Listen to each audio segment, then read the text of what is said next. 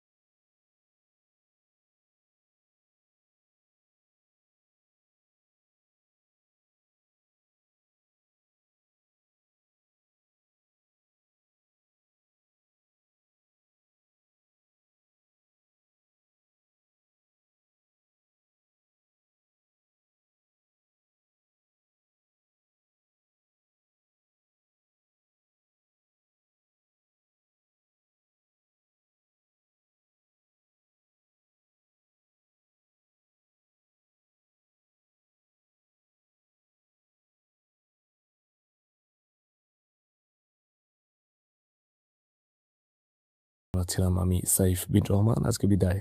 শীঘ্রই দেখা হবে আবার নতুন ভিডিও নিয়ে। ততক্ষণ পর্যন্ত প্রিয়জনের খেয়াল রাখুন। আল্লাহ হাফিজ।